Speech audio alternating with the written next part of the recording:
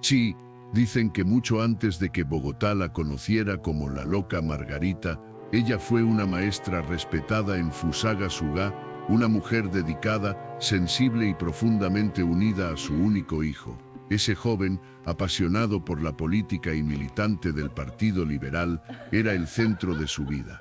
Pero todo se quebró cuando, según la tradición, políticos conservadores le cortaron el hilo de la vida. Margarita quedó devastada. Su dolor fue tan grande que decidió llevar el cuerpo a Bogotá y enterrarlo en el cementerio central, junto a los mausoleos de los héroes nacionales, como si así pudiera darle el descanso que él merecía.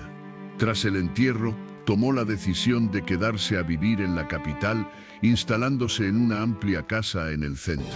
Desde ese momento, su rutina diaria giró alrededor de la tumba de su hijo. Cada mañana, sin falta, caminaba hasta el cementerio con flores frescas. Allí rezaba el rosario, imploraba por las ánimas benditas del purgatorio y pedía que el alma de su muchacho encontrara paz. Era un ritual que realizaba con devoción absoluta, como si cada oración fuese un hilo que la mantenía unida a él. Cuando salía del cementerio, visitaba distintas iglesias del centro: la Catedral Primada, el Sagrario, San Agustín, San Francisco, la Capuchina, la Tercera, Chiquinquirá. Entre rosarios, letanías y silencios, intentaba calmar un dolor que nadie más veía, pero que la acompañaba como una sombra constante. Aún así, Margarita no se encerró en el sufrimiento. También dedicaba su tiempo a ayudar a quienes la sociedad rechazaba: muchachas de la calle, indigentes y personas dependientes de la droga. Les abría las puertas de su casa, les daba comida, los dejaba bañarse y hasta les enseñaba urbanidad y catecismo. Quienes la conocieron entonces la describían como una mujer bondadosa, generosa, casi maternal, con los más olvidados. Pero mientras su vida parecía llena de actos nobles, por dentro algo empezaba a resquebrajarse. Sin saberlo, Margarita caminaba directo hacia una transformación que la convertiría en una de las figuras más recordadas y enigmáticas de la Bogotá antigua. Con el paso de los años, el dolor que Margarita trataba de mitigar con rezos y actos de bondad empezó a transformarse. Aquella mujer fuerte, dedicada y compasiva, comenzó a perderse en un torbellino de pensamientos que nadie más comprendía. Sus visitas al cementerio se hicieron cada vez más largas, sus oraciones más desesperadas y su mirada más perdida. Era como si en silencio la realidad empezara a resquebrajarse alrededor de ella. La gente recuerda que poco a poco Margarita dejó de confiar en quienes la rodeaban. Un día, sin explicación alguna, cerró las puertas de su casa a las prostitutas, indigentes y drogadictos que durante tanto tiempo había ayudado. Dejó de asistir a las iglesias y nunca más regresó al cementerio donde descansaba su hijo. Su vínculo con el mundo comenzó a romperse, como si renunciar a todo aquello que había amado fuese la única forma de seguir respirando. Para principios de los años 30, su transformación ya era evidente.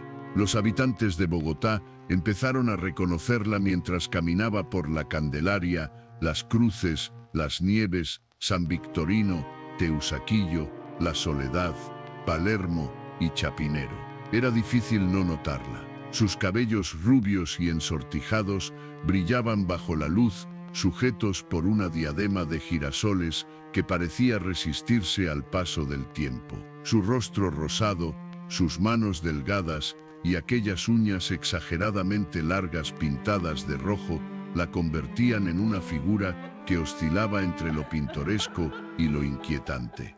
Pero lo que más llamaba la atención era su vestimenta. Margarita se vestía de rojo de pies a cabeza, sombrero carmesí, blusa rosada, sayo amplio, túnica bermellón y enaguas verdes que contrastaban con un cinturón del mismo tono. Sus sandalias granate completaban un atuendo que la hacía parecer un personaje arrancado de un cuento extraño, uno en el que la belleza y la tragedia convivían en el mismo cuerpo. A menudo se le veía en la Plaza de Bolívar, frente al Capitolio o alrededor del Colegio Mayor de San Bartolomé. Allí gritaba a voz en cuello: «¡Viva el Partido Liberal! ¡Viva el Partido Liberal!». Y con la misma fuerza arremetía: «¡Abajo el Partido Conservador!». Sus gritos, que resonaban entre edificios coloniales, fueron moldeando la imagen de la loca Margarita. Una mujer que había amado profundamente y que tras perderlo todo, terminó defendiendo con furia las pocas certezas que aún le quedaban. A pesar de su fama creciente como la loca Margarita, quienes la observaban de cerca notaban que en ella aún sobrevivía un eco de la maestra que había sido. Entre sus gritos políticos y su andar errante, había momentos en los que se detenía para hablar con los niños que encontraba en su camino. Sin previo aviso, sacaba una vieja cartilla alegría de leer y comenzaba a enseñarles las primeras letras, como si el acto de educar fuese lo único capaz de anclarla por un instante a la realidad. En medio de esas improvisadas clases, mencionaba nombres como María Montessori, Ovidio de Crowley, Jacotot o Rousseau, figuras que alguna vez habían inspirado su vocación docente. Luego, casi sin transición, se quedaba mirando al vacío, reía con un dejo de nostalgia y después rompía en un llanto silencioso que dejaba a los niños sin saber qué hacer. Era como si en su mente convivieran dos Margaritas, la maestra brillante que había sido y la mujer rota que el dolor había moldeado. Quienes la veían con frecuencia aprendieron a reconocer sus cambios de ánimo. A veces se mostraba dulce, casi tierna, recordando sus días enseñando en Fusagasugá. En otras ocasiones se exaltaba criticando con feroz elocuencia al Partido Conservador. Su capacidad oratoria era tal que algunos afirmaban que de haber competido en un escenario con figuras como Cicerón o Juana de Arco, podría haberlos opacado. Su voz, firme y teatral, tenía una mezcla de carisma y furia que mantenía a la gente entre la risa y el desconcierto. En medio de esa Bogotá, todavía parroquiana, llena de cachacos elegantes, damas de alcurnia y familias adineradas que se creían intocables, Margarita destacaba como un personaje imposible de ignorar. A pesar de su apariencia extravagante y comportamiento errático, muchos la consideraban la presencia más alegre y peculiar del centro. Había quienes la buscaban solo para escuchar sus discursos, sus historias o sus repentinos estallidos de humor que hacían reír incluso al más serio transeúnte. Con el tiempo, su imagen se convirtió en parte del paisaje. La loca Margarita ya no era solo una mujer trastornada.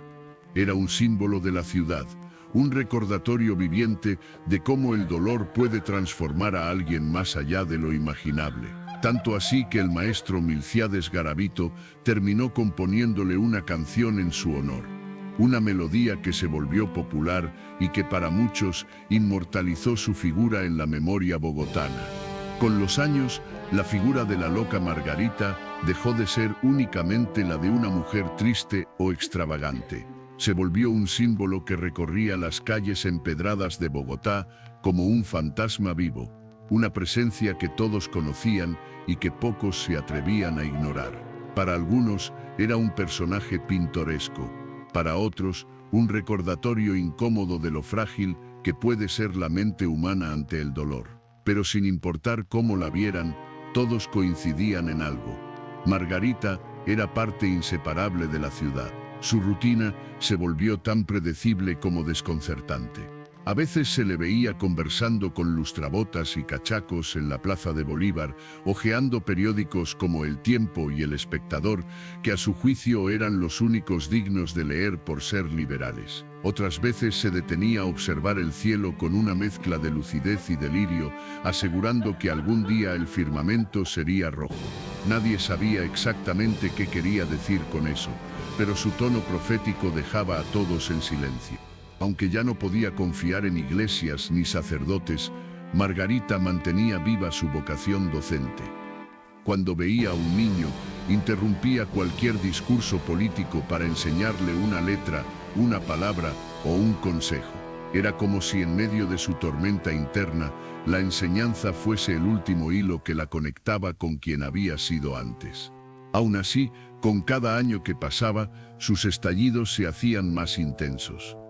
Gritaba consignas liberales con fervor casi religioso y arremetía contra el Partido Conservador con una fuerza que sorprendía incluso a quienes ya estaban acostumbrados a verla. La gente reía, se asustaba o simplemente seguía de largo. Pero todos reconocían su voz potente resonando entre los muros coloniales del centro. Hoy, su figura sigue viva en las leyendas del centro histórico. La loca Margarita es recordada no solo por su extravagancia, sino por la tragedia que la marcó, la humanidad que la sostuvo por años y la fuerza con la que, aun perdida en su propio dolor, dejó una huella imborrable en Bogotá. Su historia permanece como un eco triste pero poderoso, recordándonos que detrás de cada leyenda hay una vida real que alguna vez fue profundamente humana.